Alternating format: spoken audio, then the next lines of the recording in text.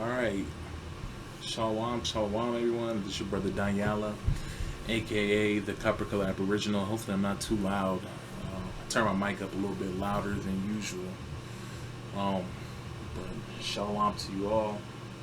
You know, first and foremost, I'm gonna give all praises to the Most High Yahweh. And just give praises and honor to Him, just for doing what He does for all of us. For being good to all of us. So I really, really do appreciate the Most High, and I'm sure all you guys do too.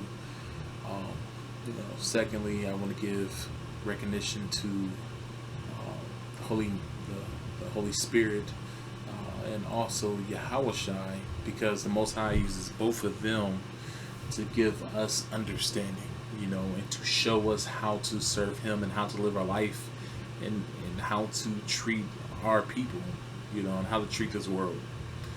So, anyways, and also shout out to you brothers and sisters who are, doing the Most High's will. So, really do appreciate that, because that gets us further along in the game. Not saying that we're perfect, but it's really sorry. Damn, that's the first time I coughed today. I've been going like 2 days without really having coughing fits, and I took some of this decongestant. Well, actually, it's not decongestant. They say when you're having a lot of mucus, I guess it's causing you to cough and stuff like that, you shouldn't take decongestants.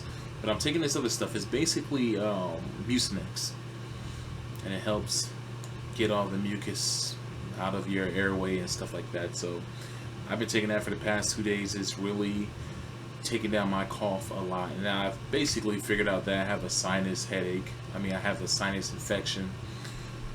But sad thing is that I can't see the doctor right now, because every person that comes in there with just a little bit of illness, like coughing, runny nose, anything related to that, even if you know what it is, if it's not written down in your medical history as asthma or anything like that, they're going to say that you have COVID-19. So, and they're going to test you for COVID-19. Nobody wants to go through all that, especially when they know what the hell it is. So, yeah, I guess I got to suffer through a little bit more with sinuses. My sinuses. I've been having sinus issues for a while now. They come and go every year. So, anyways, enough about that. I'm up here uploading my video, but I don't want to talk about that right now. I made a video about that yesterday, talked about it. No, actually I made it 2 days ago. This video, I finally got around to uploading it, but it was about the forced vaccinations and how they're going to force people to do these vaccines. So anyways, today, or tonight actually, because it's night over here right now, what I wanted to talk about is basically we have to learn how to ignore the trolls. And yes, I know that at times it can be very, very hard. You want to, a lot of times you just want to debate these people, tell them to shut up. But I really think the best way to shut them down is just to put out the work for yourself and your people. I learned that arguing with these guys, or bringing light to these guys, in a sense of like you're bringing up their issues, right? Or the train they think to other people, that's not going to help them at all. If you bring up their train of thought to other people, that's not helping them. And if you're bringing them out and you're debating them and stuff like that, it's not going to help. I was just reminded of that recently. There's this guy who Cremio, I believe he came across before. I'm not sure if Cremio know about these guys, but they mentioned Cremio before, because there's we debunked this guy before, or they said that they, I think, addressed him or something like that. I can't remember exactly what the guy said, but basically it's a group of Hispanic guys who claim that one of the guys, his name is like Watchman or something like that. His name is Watchman. But it's a group of Hispanic guys who think that most of African Americans are Canaanites. and they say that the true Israelites are the gypsies of Europe. And I'm like, oh, man, these poor guys, because there's so many schools of thought out here when it comes to the whole Hebrew Israelite movement. And the sad thing is that a lot of them are gravely mistaken when it comes to a lot of things. Um, a lot of them have understanding, some more than others, when it comes to who we are, who our God is, who are the true, who are the people of the Most High. A lot of them have partial understanding of that and also world history. But majority of these people, and there's usually, I will say probably about four different groups of people, okay, who fall under this whole Hebrew Israelite thing. And let me say this. I don't like calling myself a Hebrew Israelite, but I use that just so people can know what the hell I'm talking about, okay? Because there's in the Bible we were never addressed as the Hebrew Israelites. In the Bible, in the English translation, we were called Israel or Israelites. We were never called Hebrew Israelites. But I like to refer to ourselves as the children of the Most High because that's what we are. So anyways, out of the so-called Hebrew Israelite movement, there's about four groups of people, okay? You have the sorry, I can't even speak correctly just because it's late, I'm tired, whatever. But there's the 12 tribe charts people, that's what I call them. Those are usually the ones that are in these camps. I used to be one of them. I used to be a bona fide 12 chart thumping brother out there on the street corner. Yes, that used to be me. um, Thanks to the Most High, He got me away from that because He woke me up. And it's funny because the whole time I always knew that there was something not right about the 12 tribes chart, because it was just generalization. And I knew from before really going into the truth real hard, I knew just from studying history that people got mixed around. And I've always questioned that. One of the first things that I questioned was the whole Ephraim thing. Like, who's Ephraim? At the time, the brother who ran the school, the guy who I considered my elder at the time, his wife was Puerto Rican, but she was black. And mind you, at this time, I believed in the whole the transatlantic slave trade narrative. So, I believed at the time that we had came from Africa and was brought over here. Now, mind you, his wife, and this is why I came into issue with, and I was like, wait, these guys, they don't have this chart down right, because something's not right. So, when they say Ephraim, usually they're talking about Puerto Ricans, right? I knew that, or at least I thought I knew at the time, that there were indigenous people who were already on the island of Puerto Rico, the Taino people, or the Boricua people, the Arawak people. I thought that they were on that island at the time, and then later on the Spaniards brought over Africans, okay? Now, with that old understanding that I had, knowing that his wife, because his brother, he had a wife who was Puerto Rican, but she was black, I would ask, I was like, so even the black Puerto Ricans, so Puerto Rico, I was like, all of them are Ephraim? And he's like, yeah, brother, all of them are Ephraim. I was like, well, how are all of them Ephraim when some of them were over on Africa and the other ones were already here? And we know that when the northern kingdom and the southern kingdom split, Ephraim, most of them left and went to a land where no man dwelt, okay? According to Second Ezra's, okay? So I was like, that doesn't make sense to me. How did they come over and become Ephraim? Shouldn't they be Judah also? So I always had that wondering. And then also I was like, well, there's a lot of people in Puerto Rico who are straight up white. Why are they Ephraim also? Why is everybody on that island Ephraim? So I always had questions, and I never really fully accepted the 12 tribes chart. Well, later on, and mind you, back then, that's when I was a camp follower. And let me tell you this, A lot of people in these camps, they're nothing but followers. They don't think for themselves. They literally let their see these people, they're man worshippers. They value rank. They value they value rank. They value status, all that stuff. That's why these brothers, they fight to get status. And when a brother has a higher status than them, they don't question them for the most part. A lot of times they don't question them, because if they question them, that causes issues for them to rise in rank. So a lot of them just follow along, and a lot of them love being part of an organization. It's just like gangs. A lot of us brothers can relate to that because a lot of us were in gangs.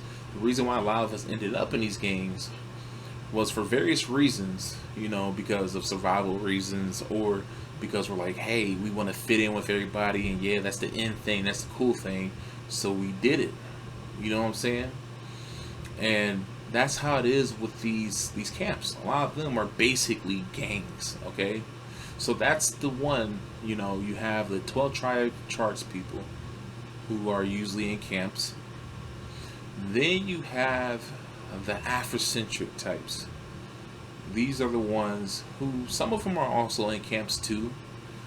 A lot of times they refer to their organizations as schools and stuff, not necessarily camps, because camps, basically, that whole concept came from the One West School, which a lot of these 12 tribe charts people come from. A lot of these congregations come from, because the 12 tribe charts came from the One West School. Okay? But most of the Afrocentric ones, they have camps too, quotes on camps, but they mostly consider them schools.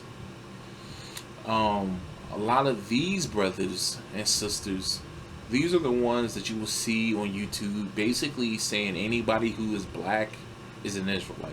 And I don't agree with that. I really don't.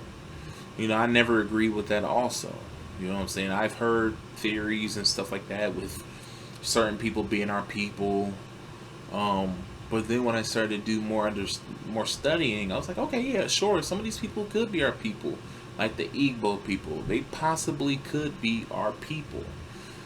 And the reason why I say that is because of the culture that they have, but also because a lot of our people were taken, not most of our people, but a good number of our people were taken over to West Africa, and some of them even dispersed throughout the country of Africa after being taken over there. Now that was a true transatlantic slave trade, when they brought our people from the Americas over to parts of West Africa. Now, yes, sure, some of those people over there are our people, but the Afrocentric people make it seem as if all African people are our people, and also they concern themselves quite often with the affairs of all of Africa and attribute that to being our problem. And it's not our problem. Whatever South Africa goes through, they make it seem like those are our people. We have to help our brothers and sisters. Whatever Zimbabwe goes through, they're like, we got to help our brothers and sisters. Whatever Ghana, Nigeria, all these countries go through, they say that those are our brothers and sisters. And I don't necessarily look at it like that, because I know that all those people over there are not our people, because I understand that there are many different groups of black people out here, But you see those type of people on YouTube. I'm not going to name any names, but if you go around on YouTube, there's a specific sister on YouTube who I watch her videos. I like her videos. She seems like she has common sense. She's very grounded. She can seem very humble and stuff like that. Very cool sister. I'm just going to say her name. The sister Deborah from Redirecting. That's the name of her personal channel where she does commentary. I love the sister. Ain't got no hatred for her at all. She seems like a good person, but I don't necessarily agree with her way of thinking when it comes to who is Israel and what determines the race of the child. Same thing with the brother seed of Israel. Those are very Afrocentric Israelite brothers and sisters right there, because basically when I see their videos, basically anybody who is black, they consider Israelites, and they concern themselves with issues of other black people all across the world. And I'm not saying that we shouldn't be informed about these things, but they take it on as if this is an attack on Israel. I don't necessarily see it that way, okay? Because I know that there's many different groups of black people other than Israel. Israel was not the only black nation. Noah was a black man, and his 3 sons were black men. We only came from one of those black men, so that means that those other black men had to have children too, and they built nations also. So anyways, that's the Afrocentric people. And then you have the opposite spectrum of the Afrocentric people. You have this new group of people who are basically they're the guy called himself Watchman something. I can't remember his full name, but he's a Hispanic guy, okay? And these guys, they believe that most so-called black Americans and American Negroes, I'm talking about Negroes from all over the Americas, they believe that we are Hamites. They believe that we are Canaanites. Now, I've tried to ask some questions a few times before, and I think that they believe that indigenous people, the stereotypical American indigenous people, so like the Sitting Bull, stuff like that, they believe that people who descend from them are the true Israelites, and they also believe that the so-called gypsies in Europe are the so-called Israelites. And they are partially correct. They're partially correct, but they're not fully correct, because they're partially correct on, yes, some of the gypsies over there in Europe are Israelites. Yes, some of the so-called black people over here in the Americas are Canaanites. You know what I'm saying? But the fact they try to make it seem like majority of American Negroes over here are Canaanites, he's wrong about that. He can't prove it. And I spoke to him many times before. I was like, you can't prove it. But what I can say is that when it comes to a lot of black people who've done their genealogy, like myself, prove that we descend from American Aboriginals. And it's funny because a lot of them know, it's a group of them, and most of them are Hispanic. A lot of them know that they say that some American Negroes descend from indigenous black people who were here before 1492, but he believed that those were Canaanite people, and that they taught the Sitting Bull stereotypical Indians how to sacrifice and do all this other wicked paganism and idolatry and stuff like that. And I'm like, dude, you ain't got nothing to prove that. I watched their videos. I've watched their ridiculous videos, and they debate with a lot of 12 tribe chart brothers all the time and stuff. Like Sakari, they debate them all the time. So that's another group. And then you have people who I really don't want to put us in a group, but I'm going to put us in a group just for today, for this video. But then you have more liberated-minded people, and that's all thanks to the Most High. Thank you, Yahweh. Thank you, Heavenly Father, for giving us the ears to hear and the eyes to see and the minds to understand, because we don't place restraints on ourselves. Sure, you can say there's other groups of people, but I'm talking about the Hebrew Israelites right now. We could talk about the Aboriginal community and all that stuff in another video, but Hebrew Israelites, we are more, so the fourth group, we're more liberated. And I love the number 4. That's my favorite number. And that's also a number of balance. That's the number of balance. Okay. And we're that fourth group, balance. Because, and we're going to be the ones who's going to balance out the world. I feel like the Most High is going to use us to have balance. Okay. Because we're the most balanced out of all these people out here. We don't like to limit ourselves to our phenotypes. We're not the type of people like, the people I'm talking about are people like Cremio, UBTV, Big Judah, people like me, people like y'all, you know what I'm saying, for the most part.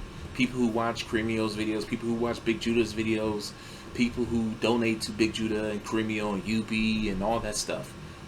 There's a lot of us who are starting to wake up to that understanding. People like you, me, my wife, whatever, who know that you're not an Israelite based on your skin color.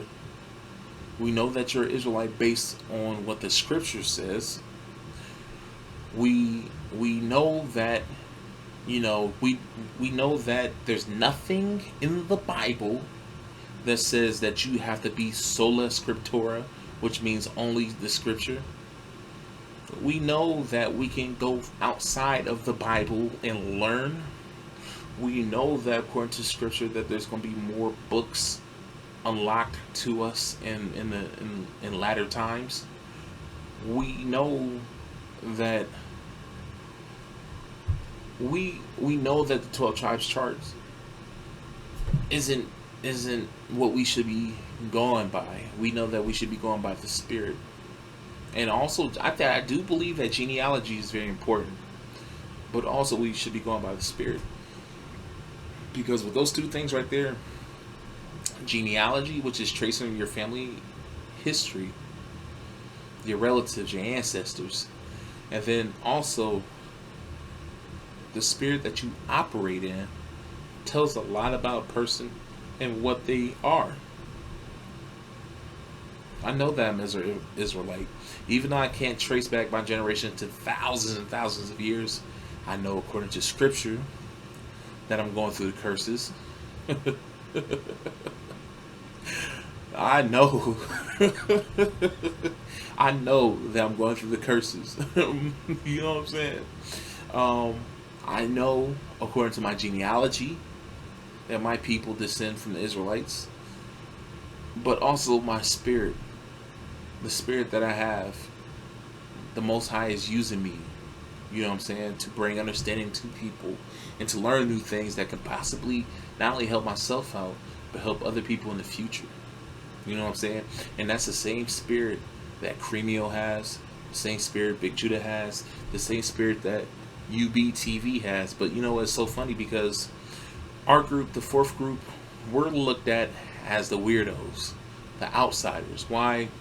Because the way we think, we have a very liberated way of thinking. We don't put any restraints on ourselves. We don't say that we're sola scriptura. We don't say that we're only 12 tribes chart. We don't say that we're only reading the Bible and that's all. Because a lot of these groups that I named, a lot of those three other groups that we named, a lot of them do those things. They limit themselves. They limit their understanding. Like the scripture says, the wise will go to and fro to increase knowledge. We're doing that. That's why we're going through all these books that you guys deem as being witchcraft and all this other stuff. And we're getting understanding that a lot of y'all aren't. And that's because the Most High hasn't put the Spirit on y'all to get that understanding. It's funny, man. I'm telling you, you guys should really read Pistis Sophia, because it's kind of scary understanding some of that stuff in there, because we know according to scripture we're going to get different crowns, just like the scripture says, you know, those who teach law, who do the law and teach a man to do so, shall be called great in the kingdom of heaven. Those who don't keep the law and teach men to do so shall be called least in the kingdom of heaven. We know that there's going to be different levels of glory in the kingdom.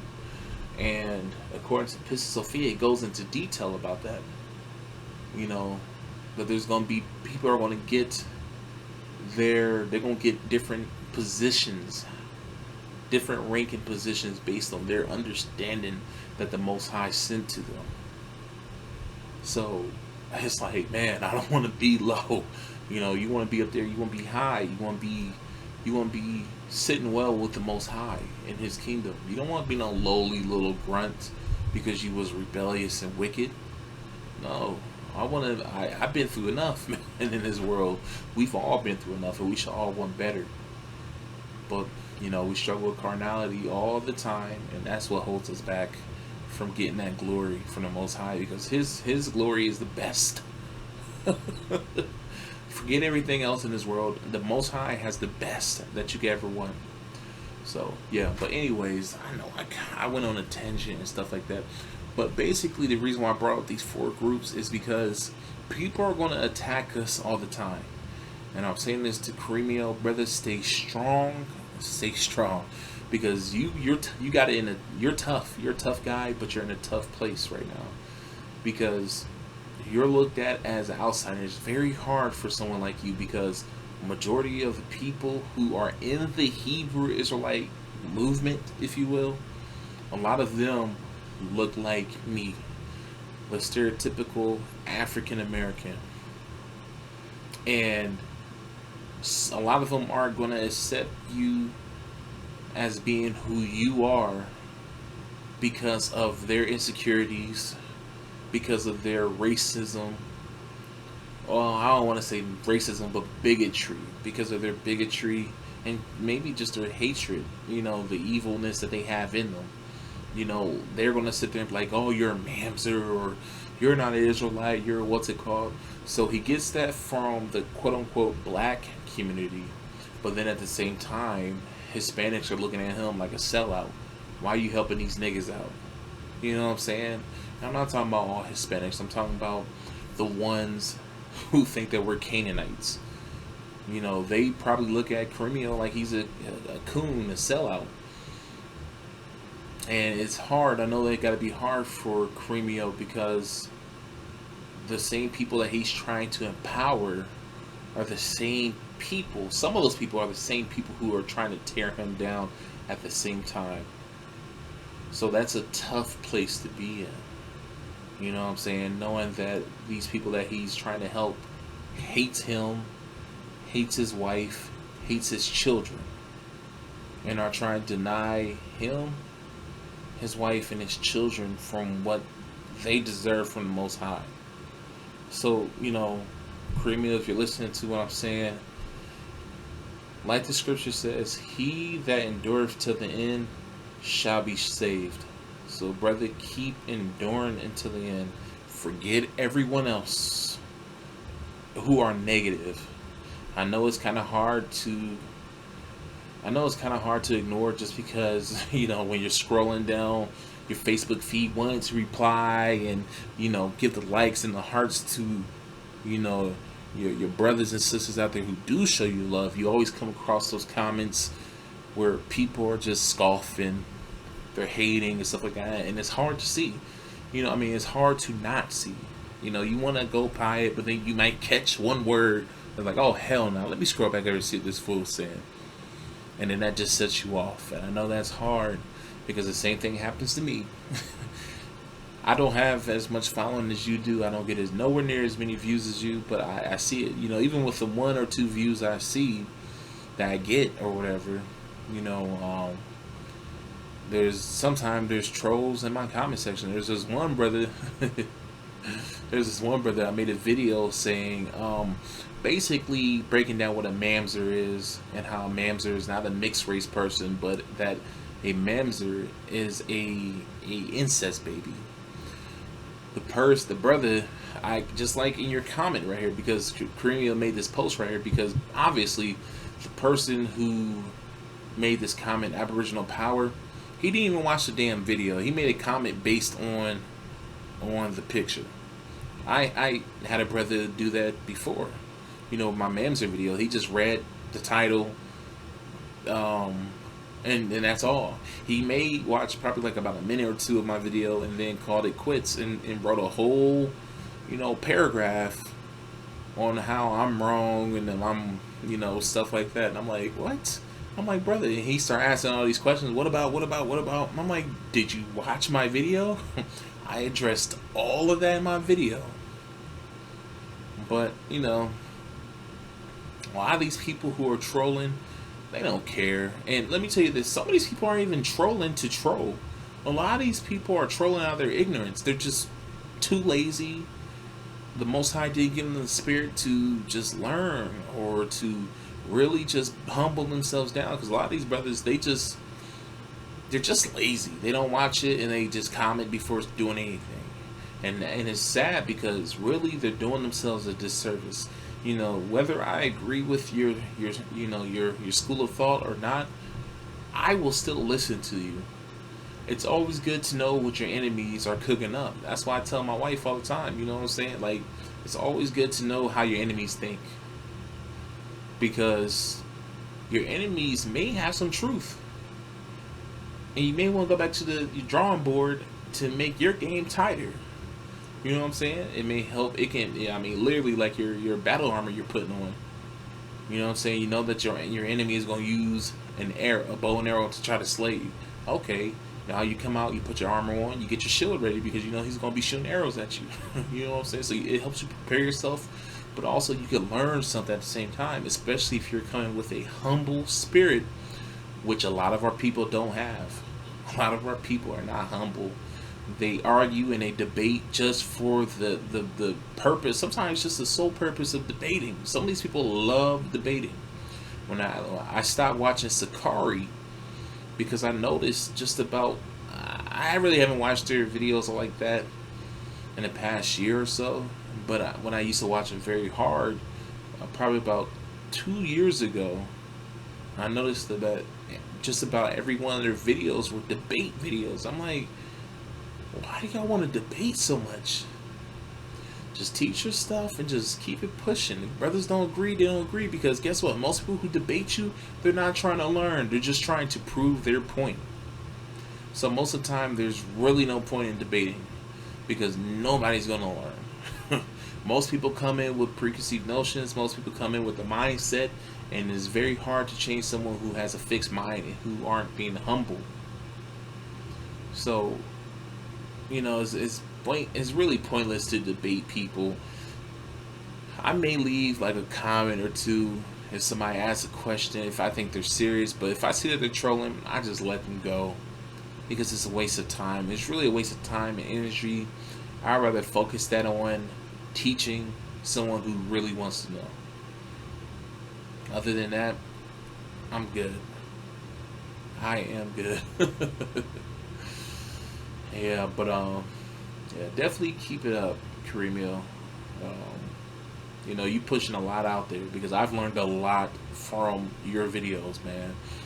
And I messaged you a few times in Gmail, you know, asking for, you know, references. I asked for like, you know, where I could find certain material, and you hit me back, you know, with books and videos, tell me which ones to watch and stuff. So really appreciate you. You know, I am part of your Patreon, of course. I'm always going to support you.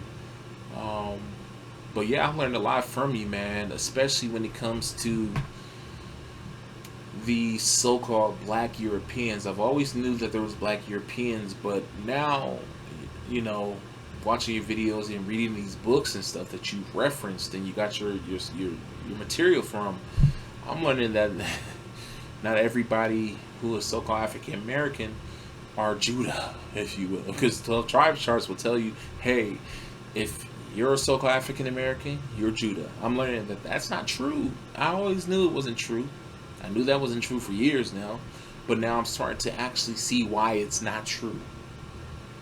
You know, but at the same time, we know that, you know, a lot of African Americans can trace their family ancestry to indigenous tribes, you know, but not everybody, though. Not everybody.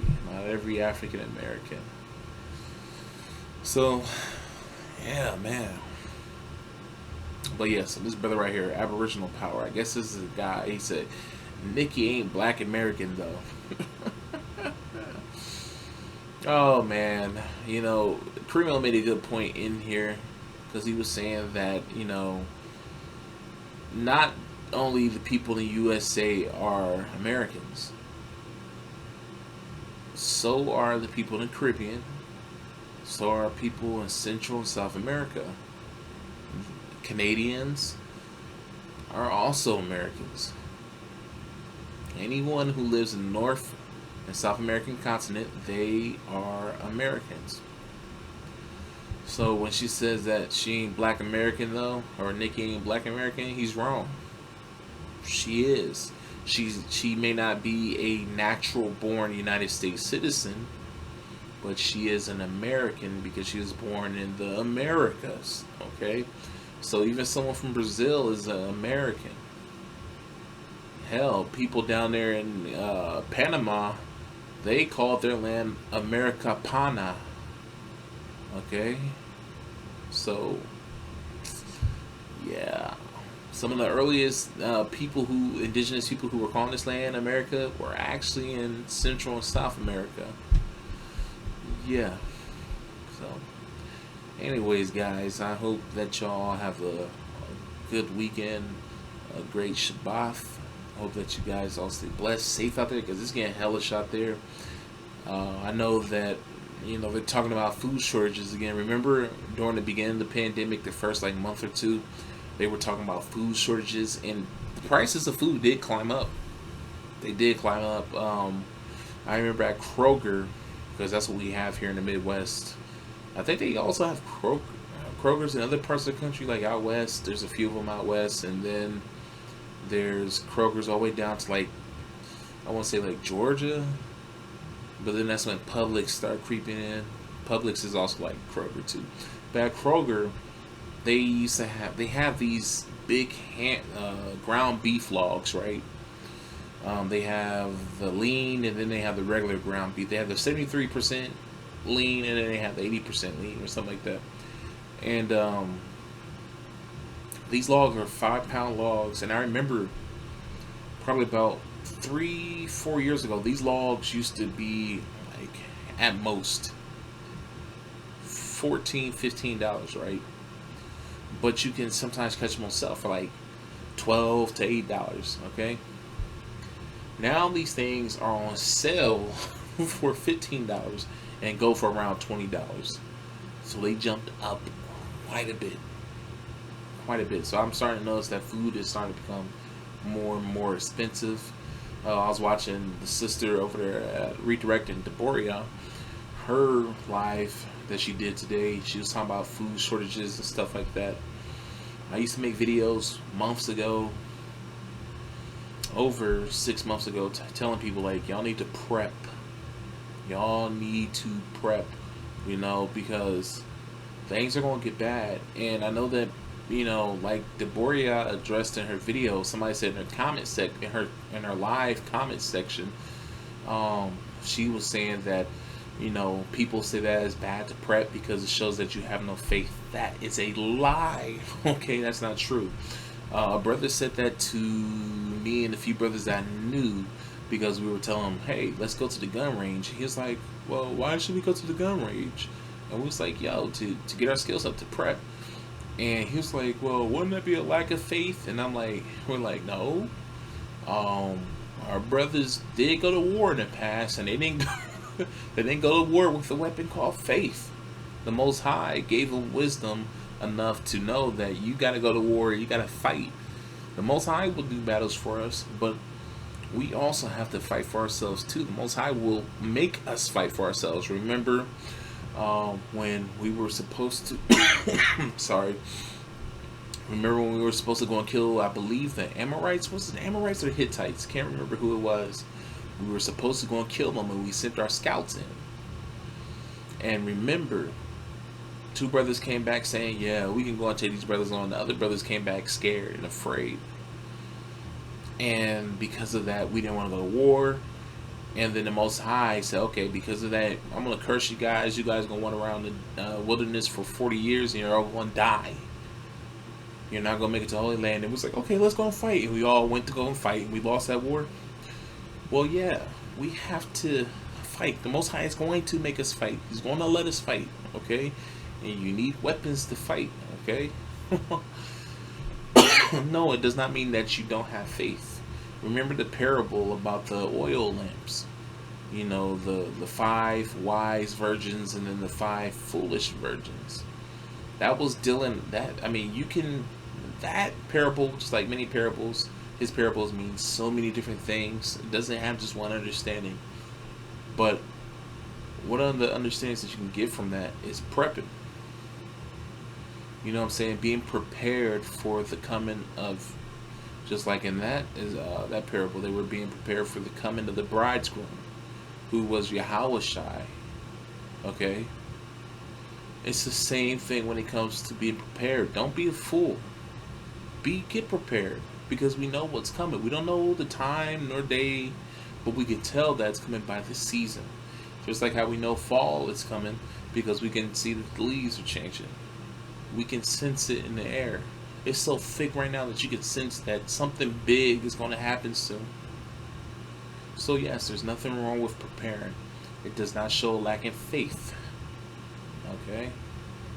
So brothers and sisters, y'all really need to get your hunting skills up, get your fishing skills up, get your foraging, which is, know how to identify plants, stuff like that are edible. You know what I'm saying? Get your farming skills up, know how to garden, how to grow vegetables, stuff like that. And also, like when it comes to water, know how to identify what is clean water, how to start fires, all that stuff, how to build homes. I'm telling you, you need to get that stuff up. Me and my wife, there's a show that we watch called Alone. You guys should definitely check that show out, because we've learned a lot from that. I mean, me and my wife love survival shows. That's not the only survival show we watch, but me personally, I've always loved survival shows. I used to watch what is it called? We watch Naked and Afraid, but that's not one of my favorite shows, just because the people are naked. Even though they blur them and stuff like that, still, it's weird. Alone, that's probably one of my favorite ones. Also, Survivor Man, that is my all-time favorite survival show. I watched Dual Survival. I watched all those survival shows, except for the one with Bear Grylls. That's so fake. I hated that crap. But I always love watching survival shows, because I learned so much from those shows. So, yeah. But definitely try to learn how to get survival skills, because it's about to get bad soon.